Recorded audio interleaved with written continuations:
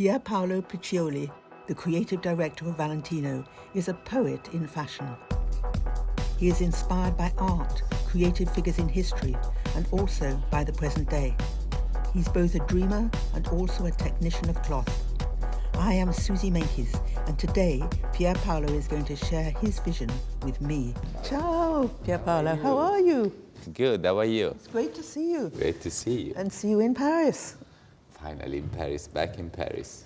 Yes, back in Paris. But this is going to be a very strange year for you, isn't it? Because here we are, and we're going to look at things in Paris, but you're going to give your show somewhere else. Is that right? Yes, that's right. It's not actually strange. I kind of like this idea because I started this project months ago, and I didn't really know what was going to happen. I thought that it was the moment to just think creatively to Haute Couture.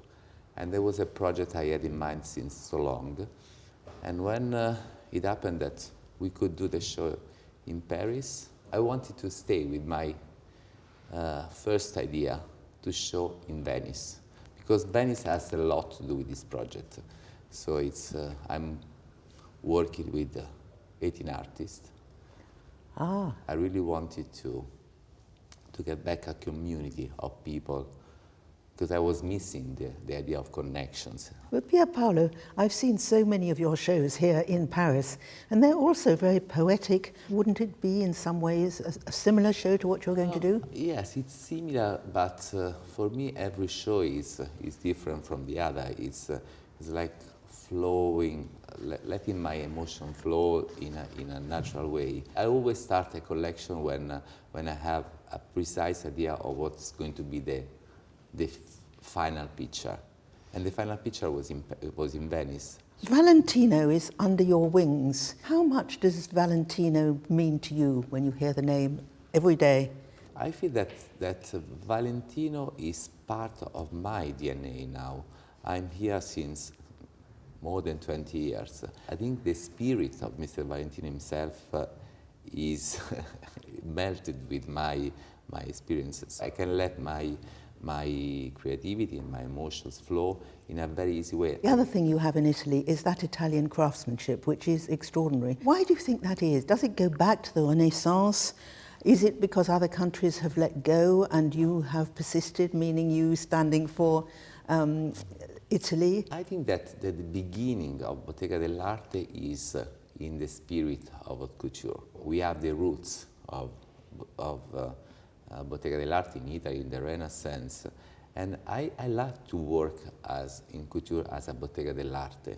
To me, Haute Couture is not about the richness or the materials you can use in couture, but it's about the humans, it's about their stories, about the uniqueness.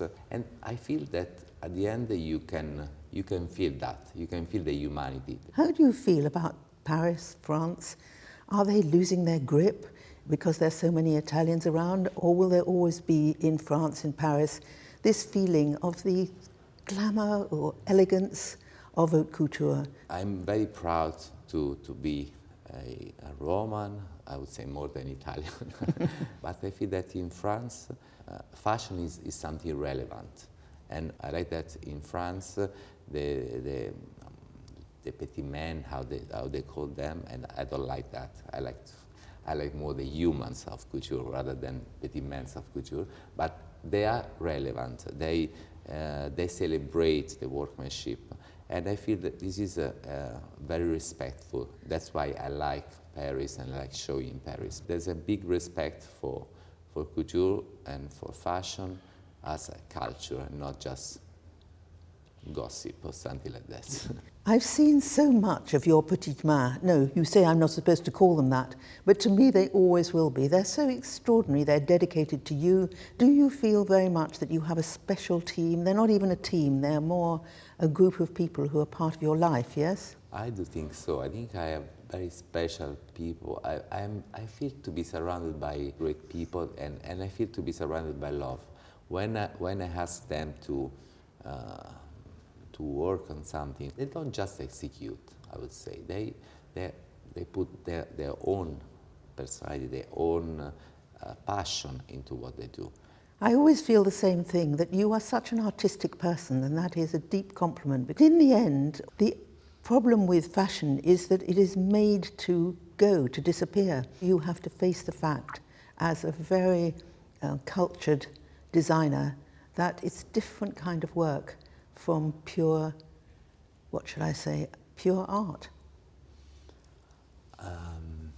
I don't know if I'm an artist, or I don't really think about this. I learned with time to leave my thoughts and my emotions live together and flowing together. So it's in order to express myself, because to me fashion is still an opportunity to express myself.